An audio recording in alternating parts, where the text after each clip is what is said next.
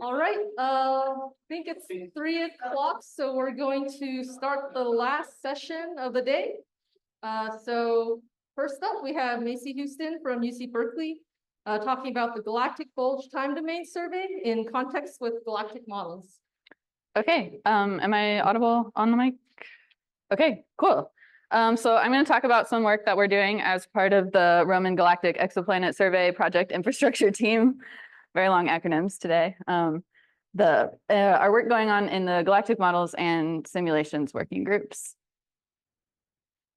So kind of the motivation for this project is that we are working on the Argus Pit requirements verifications for the survey, as well as optimization in terms of things like field, cadence, and filters.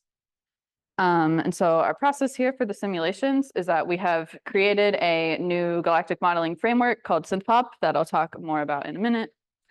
But what we're doing with this is implementing a number of different model configurations and evaluating these against observations, kind of selecting and tuning our best model to use to improve on the model that was used in the Penny et al. 2019 work, which was kind of the original estimating of yields for the Argus survey.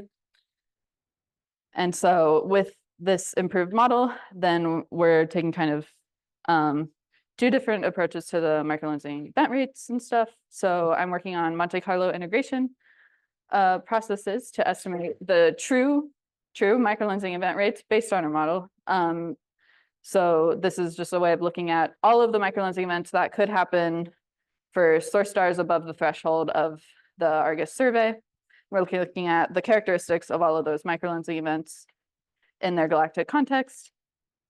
And then the next step, which Farzana talked some about earlier today, which is running the GULS simulations on these same model catalogs, and then actually accounting for some additional factors like survey choices and instrumental factors to take that kind of true microlensing event rate and turn it into yields of what we'll actually be able to detect.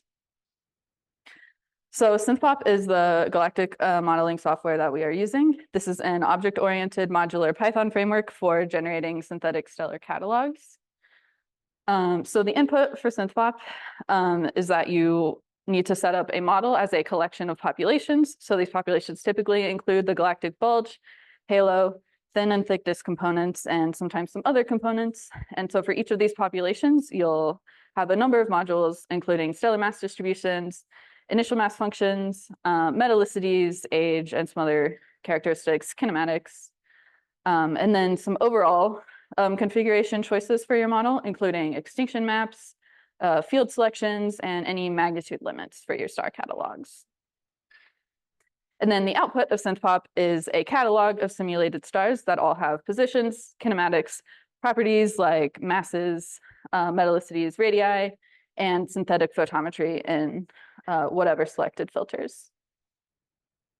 And so we have a paper currently in prep describing the SynthPop software, but our code is public currently on GitHub. There's a read the docs page that has a lot of information about how to use it, but I still have some work left to flesh out all the detail on that.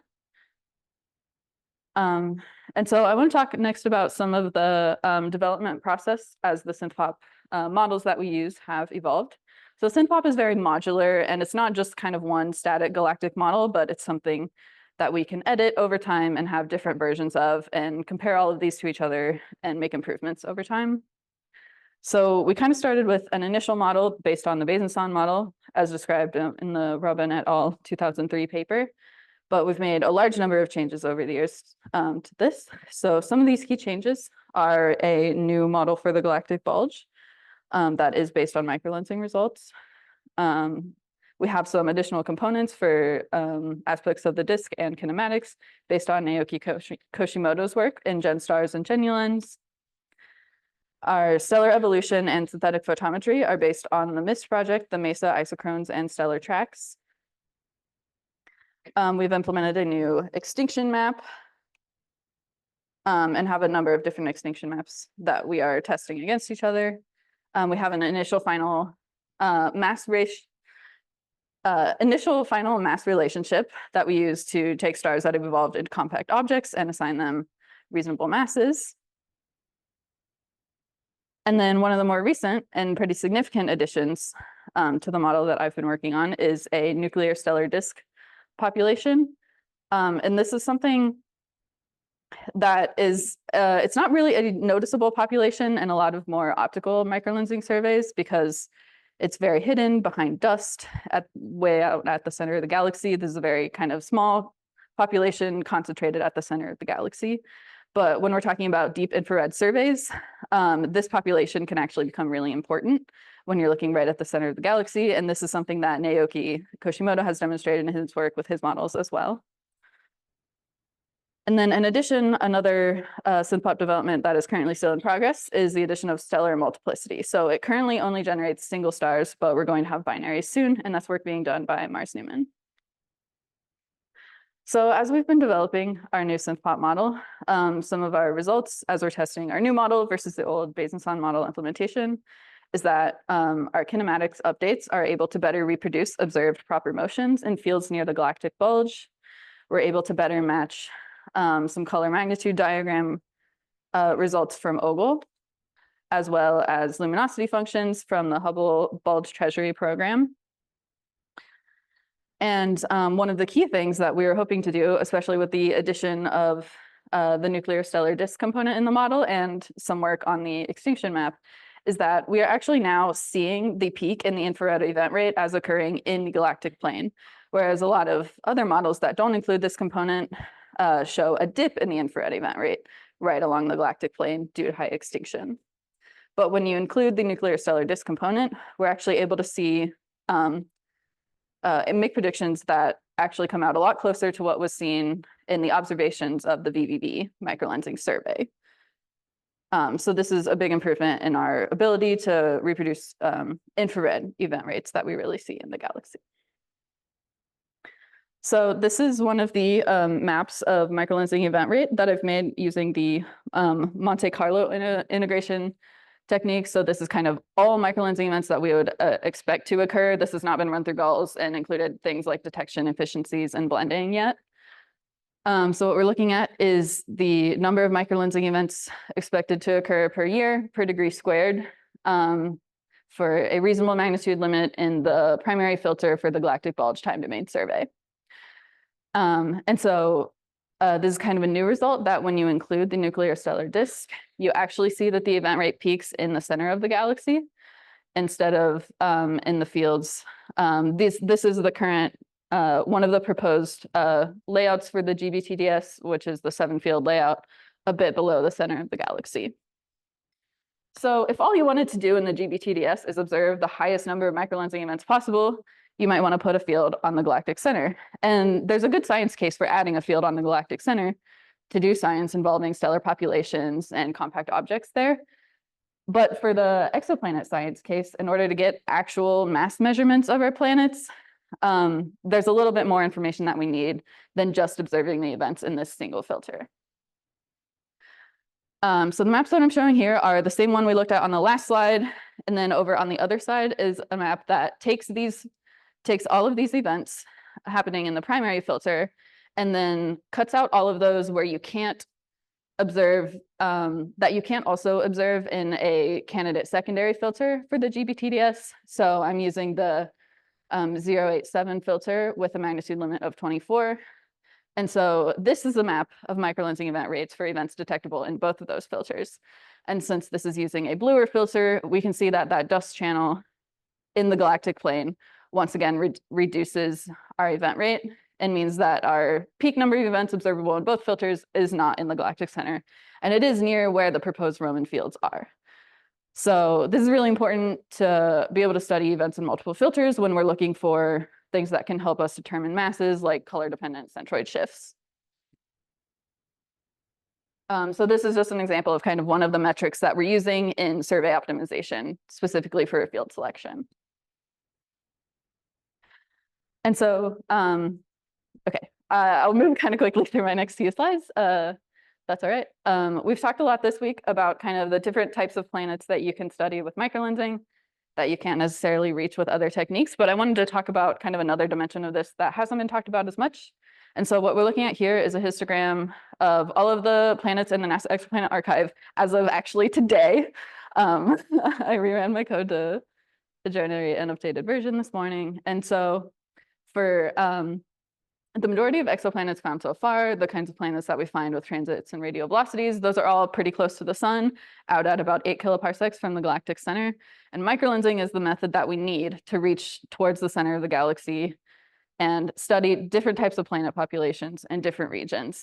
And this kind of spacing throughout the galaxy correlates with things like metallicity and inherent properties of the stars as well that can affect the planet formation process potentially. So when we're looking at the galactic populations that the Argus survey is going to study, the majority of the lenses and sources for our microlensing events are going to belong to the galactic bulge, regardless of whether we follow the 7-field layout that I showed or the similar but slightly different proposed 9-field layout. So we're getting 80-something% of lenses and sources belonging to the bulge and about 15 to 20% of lenses and sources in the disk. And in addition, if we add a galactic center field, so these numbers are just for the galactic center field, not including them with another survey, we can see that about half of our lenses and about half of our sources actually come from the nuclear stellar disk component. So that's a really important part of the galaxy to consider when you're looking at fields towards the galactic center. And then to continue looking at kind of the distribution of our lens and source stars through the galaxy, I have some histograms of lens distance and source distance. The main point here is that for lenses that, for microlensing events we can detect with Raman, it's gonna primarily be lenses in the bulge, as well as a number of foreground disk stars. And then on the other side with sources, we again see our peak in the galactic bulge, the galactic center type area, as well as a number of source stars in the far side of the disk. So these are the different populations that we're probing with our microlensing observations. And then lastly, I wanted to kind of mention looking at this from the opposite direction, which is that we've done a lot of work on improving our galactic models here, doing a better job reproducing observations, but I'm sure that with Roman, we're going to find that we didn't see exactly what we were expecting, because if we knew exactly what to expect, we wouldn't really need to do this. And so Roman's going to provide a vast new data set that we can use to further improve our understanding of the structure of the galaxy. And in addition to the galactic bulge time domain survey, the galactic plane survey, depending on exactly how it's arranged, is going to be a really valuable resource for these sorts of studies as well. So I can leave up my conclusions and take questions.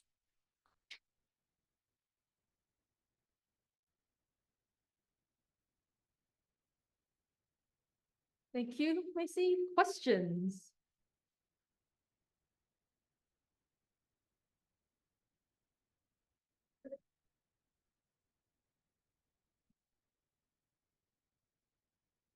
Hey Macy, great talk. I was wondering about for the event rates in the galactic center.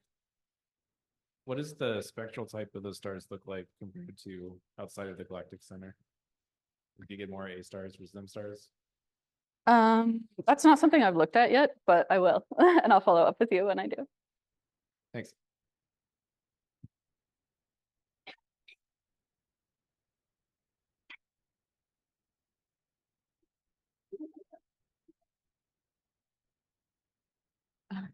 Sorry.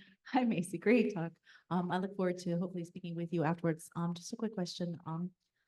Just thinking about all, Best and so on and all the other, various models and flavors out there. Have you also compared to Galaxia? Because there have been a few really nice results relevant to both Ruben and Roman from Galaxia. Have you looked at Galaxia by any chance? Yeah, so Galaxia is based on the Benson model as well. Yeah, it is something that we are looking at. Yep. Okay, so you mentioned this briefly at the end, where you can turn it around and use the microlensing rates that we detect to actually probe the models that you're producing. So if you would have the choice of where to place the fields to make the best tests of your galactic population synthesis models, where would they be? Would that include the galactic center? Would it change the microlensing field layout? Yeah, I would definitely love to have a field on the galactic center.